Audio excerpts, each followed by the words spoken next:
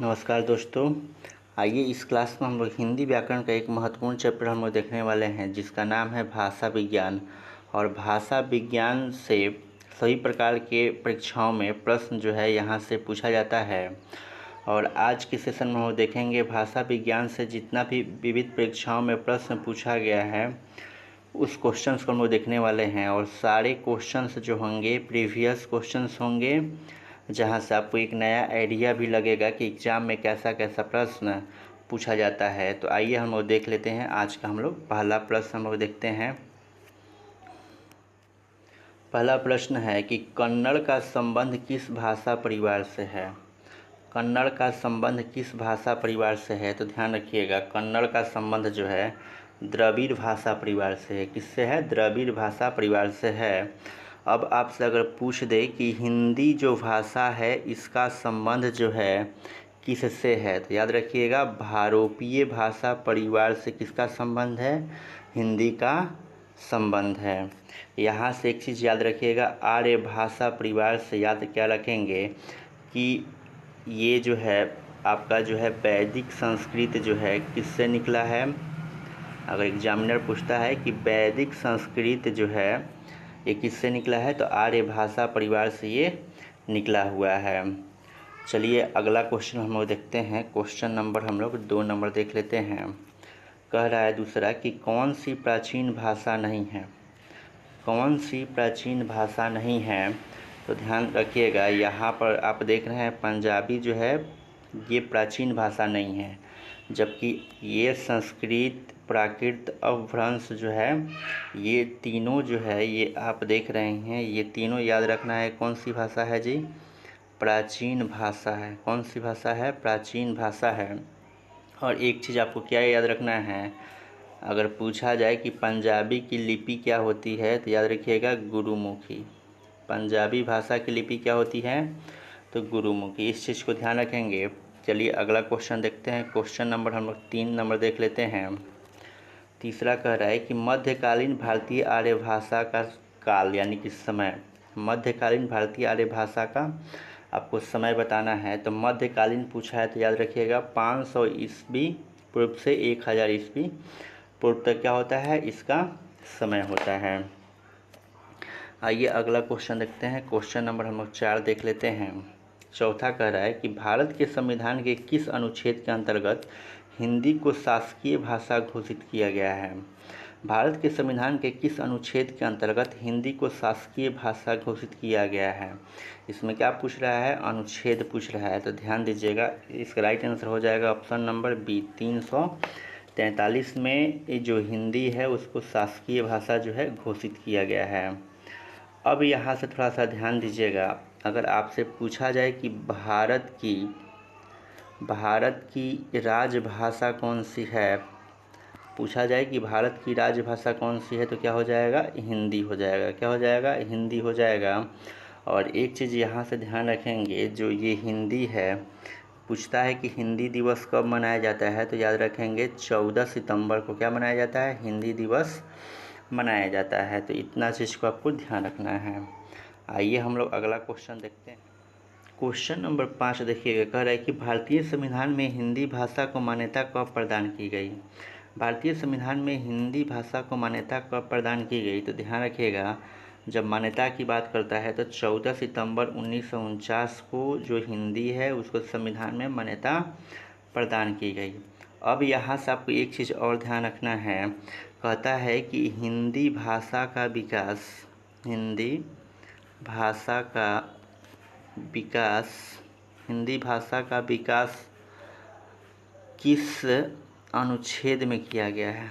हिंदी भाषा के विकास किस अनुच्छेद में किया गया है? तो ध्यान रखेंगे 351 में किया गया है। तो इस चीज़ को आप ध्यान रखेंगे। और यहाँ देख रहे हैं कि 14 सितंबर दिया है, तो 14 सितंबर को एक दिवस मनाते हैं हम लोग। कौन सा दिवस मनाते हैं? हिंदी दिवस हम लोग मनाते हैं। तो इस चीज़ को भी आप ध्यान रखेंगे। आइए अगला क्वेश्चन देखते हैं। क्वेश्चन नंबर 6 कल है कि संविधान के किस अनुच्छेद में हिंदी को राजभाषा तथा इसकी लिपि देवनागरी को स्वीकार किया गया है? हिंदी को राजभाषा तथा इसकी लिपि क्या होगी? देवनागरी होगी। तो ध्यान रखिएगा ये जो है अनुच्छेद जो है 343। ऑप्शन नंबर क्या हो जाएगा, सी जो होगा इसका राइट आंसर हो जाएगा। चलिए आगे हम लोग बढ़ते हैं। 7 नंबर देखिए, भारतीय संविधान में किस भाषा को राजभाषा के रूप में स्वीकार किया गया है। भारतीय संविधान में किस भाषा को राजभाषा के रूप में स्वीकार किया गया है, तो क्या हो जाएगा, हिंदी। ठीक है ना, हिंदी। अगर पूछता है कि हिंदी भाषा की लिपि क्या है, तो क्या बताएंगे, हिंदी भाषा की लिपि जो है देवनागरी है। क्या है, देवनागरी है। और यहाँ से पूछता है कि देवनागरी में स्वर की वर्ण की संख्या कितनी होती है, तो याद रखेंगे देवनागरी में स्वर वर्ण की संख्या जो होती है 11 होती है। इस चीज़ को आप ध्यान रखेंगे। आइए अगला क्वेश्चन देख लेते हैं, क्वेश्चन नंबर 8 नंबर कह रहा है कि लिपि की आवश्यकता होती है। तो लिपि की आवश्यकता किसके लिए होती है, तो भाषा लिखने में क्या होती है, लिपि की आवश्यकता होती है। और आप जानते हैं कि हिंदी भाषा की लिपि क्या होती है, देवनागरी लिपि। हिंदी किस लिपि में लिखी जाती है, देवनागरी लिपि में लिखी जाती है। और जो देवनागरी लिपि होती है ये जो होती है अक्षरात्मक होती है। कैसी होती है, अक्षरात्मक होती है। तो इस चीज़ को आपको ध्यान रखना है। आइए हम लोग क्वेश्चन नंबर 9 की तरफ बढ़ जाते हैं।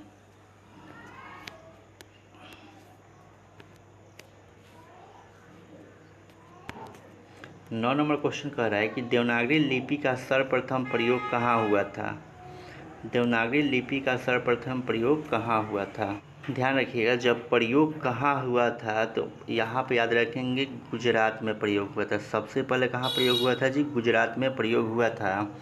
अब देखिएगा यहाँ कह रहा है कि ऑप्शन के अनुसार पाणिनिकृत अष्टाध्यायी में, अपभ्रंश साहित्य में, अमीर खुसरो की पुस्तक में, जयभट्ट के शिलालेख में। हाँ, तो यहाँ से याद रखेंगे कि जयभट्ट के शिलालेख में, अगर शिलालेख की बात करें तो जयभट्ट के शिलालेख में सबसे पहले देवनागरी लिपि का क्या हुआ था, प्रयोग हुआ था। और राज्य पूछे तो क्या हो जाएगा जी, गुजरात हुआ, गुजरात तो हो जाएगा। ठीक है ना। देखिए किसी भी लिपि का जो विकास होता है ये ब्राह्मणी लिपि से होता है। कहेगा कि देवनागरी लिपि का विकास किससे हुआ है, तो ब्राह्मणी लिपि से हुआ है। तो इस चीज़ को भी आपको ध्यान रखना है। आइए अगला क्वेश्चन देखते हैं। 10 नंबर कह रहा है कि विश्व में बोली जाने वाली विभिन्न भाषाओं में हिंदी भाषा को बोलने वालों का कौन सा स्थान है। स्थान पूछ रहा है कि कौन सा स्थान, तो स्थान कौन सा हो जाएगा, चौथा स्थान हो जाएगा। आइए 11 नंबर देखते हैं। कह रहा है निम्न में से किस धातु से भाषा बनी है। किस धातु से भाषा बनी है, तो भाषा जो होती है भास धातु से बनी हुई है। और पूछता है कि भाषा के कितने रूप होते हैं। भाषा के कितने रूप होते हैं, तो याद रखिएगा भाषा के 3 रूप होते हैं। आई होप आप समझ गए हैं। चलिए 12 नंबर हम देखते हैं। कह रहा है कि कौन हिंदी की उपभाषा नहीं है। कौन हिंदी की उपभाषा नहीं है, देखिएगा पश्चिमी हिंदी उपभाषा है, राजस्थानी भी है, पूर्वी हिंदी भी है। कौन नहीं है जी, मराठी नहीं है। तो यही क्या हो जाएगा, आंसर हो जाएगा। आइए हम लोग अगला क्वेश्चन देखते हैं। क्वेश्चन नंबर जो होगा हम लोग का 13 नंबर कह रहा है कि भारतवर्ष के लिए हिंदी भाषा का नाम सबसे पहले किसने सुझाया। भारतवर्ष के लिए हिंदी भाषा का नाम सबसे पहले किसने सुझाया, तो ध्यान रखिएगा ये राजा राम मोहन राय जो थे यही सुझाए थे भारतवर्ष के लिए सबसे पहले हिंदी। चलिए अगला क्वेश्चन देखते हैं। क्वेश्चन नंबर हम लोग का होगा 14।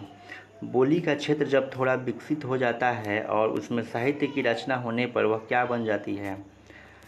जब बोली में साहित्य की रचना होने लगे तो वह बन जाती है उपभाषा। क्या बन जाती है, उपभाषा बन जाती है। आइए अगला क्वेश्चन देखते हैं। क्वेश्चन नंबर जो होगा 15 होगा।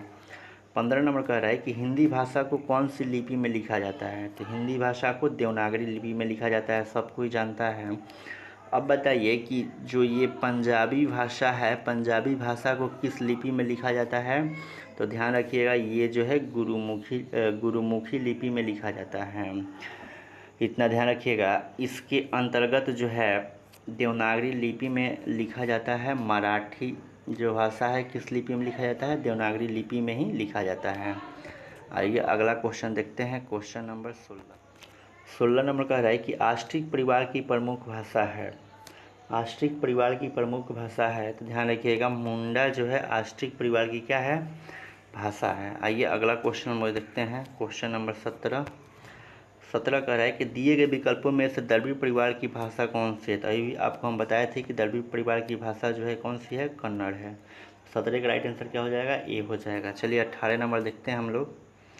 18 नंबर कह रहा है कि निम्नलिखित में से प्राचीन भारतीय आर्य भाषा कौन सी है। प्राचीन पूछा है तो क्या हो जाएगा, वैदिक संस्कृत। क्या हो जाएगा जी, वैदिक संस्कृत हो जाएगा। यहाँ से याद रखिएगा, अपभ्रंश एक क्वेश्चन क्या पूछ सकता है, कहेगा कि आधुनिक भारतीय भाषाओं का विकास, भारतीय भाषाओं का विकास, कहेगा कि आधुनिक भारतीय भाषाओं का विकास जो हुआ है किससे हुआ है, तो क्या हो जाएगा, अपभ्रंश से हुआ है। आधुनिक भारतीय भाषाओं का विकास किससे हुआ है, तो अपभ्रंश हो जाएगा राइट आंसर।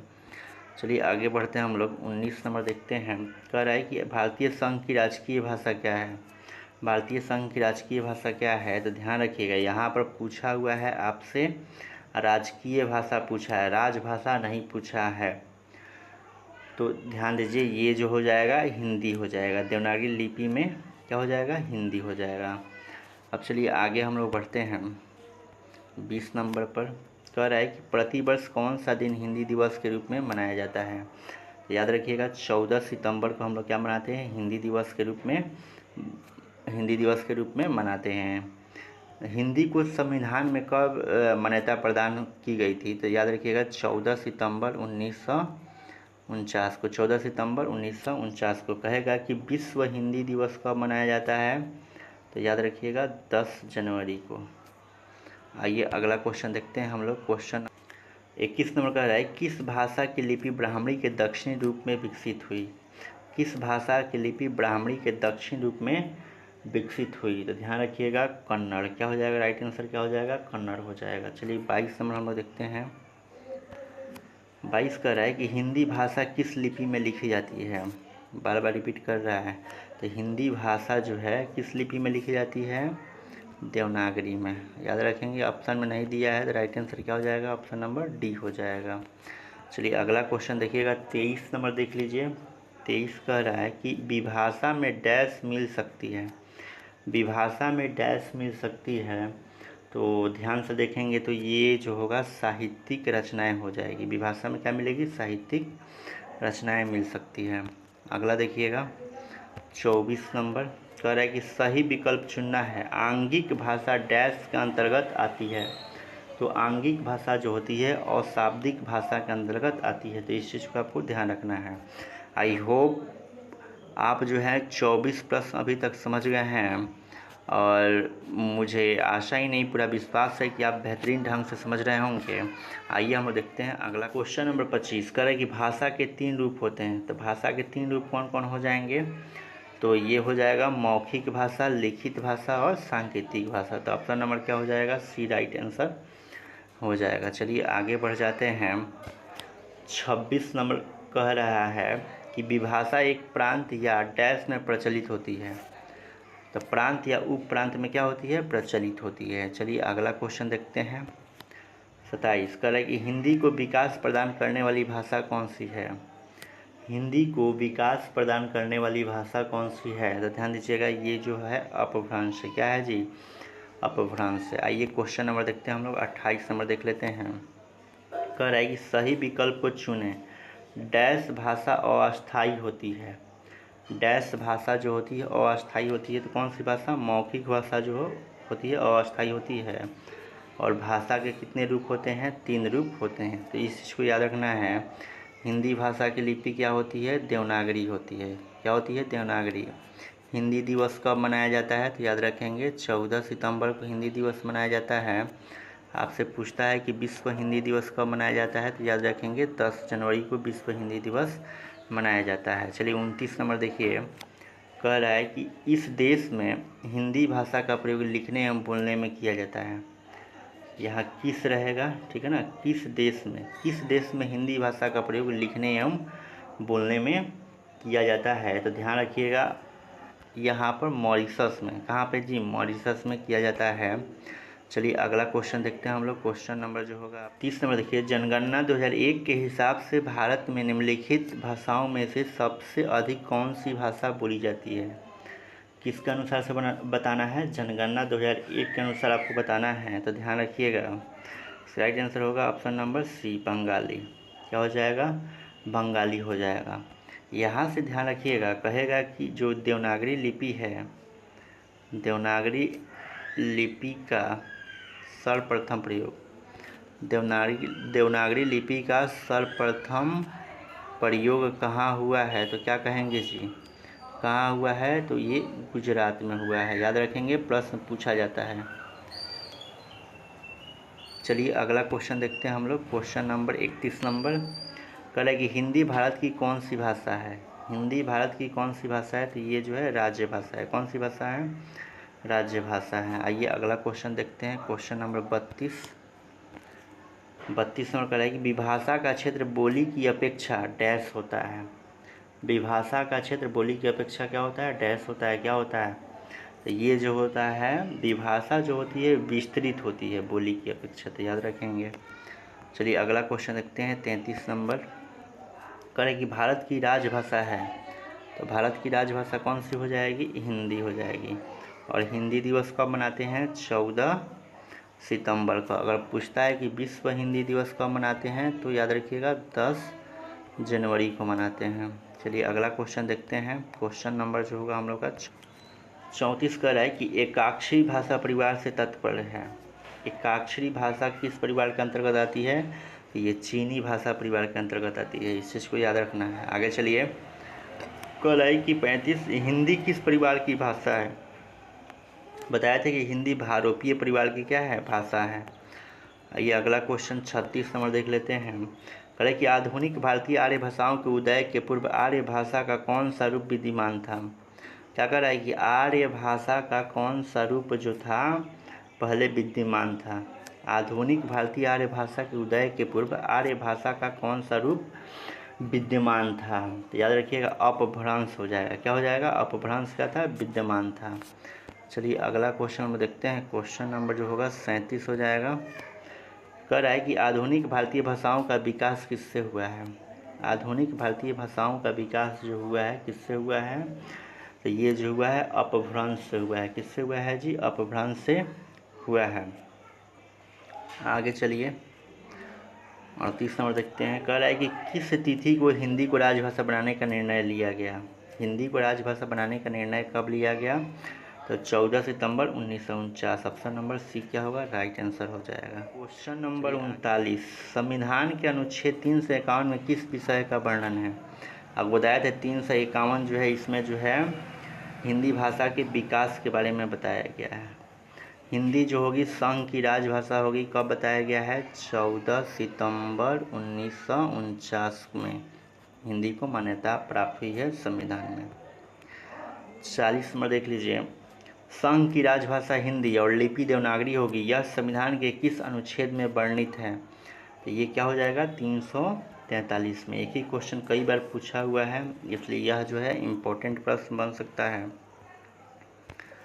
41 नंबर देखिए। कह रहा है कि भारत में हिंदी को संविधान के किस धारा के अंतर्गत राजभाषा घोषित किया गया है? तो क्या होगा? 343 का 1 हो जाएगा। ऑप्शन नंबर ए हो जाएगा। आइए अगला क्वेश्चन। चलिए 42 नंबर देखिएगा। संविधान के किस अनुच्छेद के अंतर्गत हिंदी को संघ की राजभाषा का दर्जा मिला है? तो ये क्या हो जाएगा? अनुच्छेद 343। ये वाला क्वेश्चन जो है आपके एग्जाम में 1 नंबर का बन सकता है, क्योंकि ये 5 बार ये क्वेश्चन जो है अभी तक रिपीट हो चुका है। यूपी टीजीटी हिंदी में पूछा हुआ है। चलिए देखिएगा 43 नंबर। हिंदी किस लिपि में लिखी जाती है? तो हिंदी जो है देवनागरी लिपि में लिखी जाती है। पंजाबी किस लिपि में लिखी जाती है? तो याद रखिएगा ये गुरुमुखी में लिखी जाती है। प्रत्येक प्रकार की भाषाओं का जो जन्म हुआ है वो तो संस्कृत से हुआ है, लेकिन ब्राह्मणी लिपि से ही सारी लिपियों का क्या हुआ है? जन्म हुआ है। तो इस चीज़ को भी ध्यान रखना है। चलिए क्वेश्चन नंबर 44 देवनागरी लिपि का सर्वप्रथम प्रयोग किस राज्य में हुआ? देवनागरी लिपि का सर्वप्रथम प्रयोग किस राज्य में हुआ माना जाता है? तो ये सबसे पहले जो हुआ है कहाँ हुआ है? गुजरात में हुआ है। कहाँ पर? गुजरात में। चलिए अगला क्वेश्चन देखते हैं 45 नंबर। कौन सी भाषा देवनागरी लिपि में लिखी जाती है? कौन सी भाषा देवनागरी लिपि में लिखी जाती है? तो क्या हो जाएगा? मराठी जो लिपि है ये किस में लिखी जाती है? देवनागरी लिपि में। और एक भाषा और है हिंदी, किस में लिखी जाती है? देवनागरी लिपि में। और देवनागरी लिपि कैसी होती है जी? अक्षरात्मक होती है। कैसी होती है? अक्षरात्मक होती है। पूछा जाए कि देवनागरी लिपि में स्वर की संख्या कितनी होती है, तो याद रखना है 11 होती है। चलिए अगला क्वेश्चन, और आज का जो है लास्ट क्वेश्चन है, इसलिए भागना नहीं है, सही जवाब देके जाना है। हिंदी किस लिपि में लिखी जाती है? बहुत ही इजी सवाल है। तो हिंदी जो है आप पढ़े हुए हैं कि हिंदी जो है देवनागरी लिपि में लिखी जाती है, लेकिन देवनागरी ऑप्शन में नहीं दिया है। तो देवनागरी लिपि को हम लोग नागरी लिपि भी हम लोग कहते हैं, ठीक है ना। और इसको हम लोग नंदी नागरी भी बोलते हैं। क्या बोलते हैं? नंदी नागरी भी बोलते हैं। और सही प्रकार की लिपियों का विकास किससे हुआ है? तो ब्राह्मणी लिपि से हुआ है।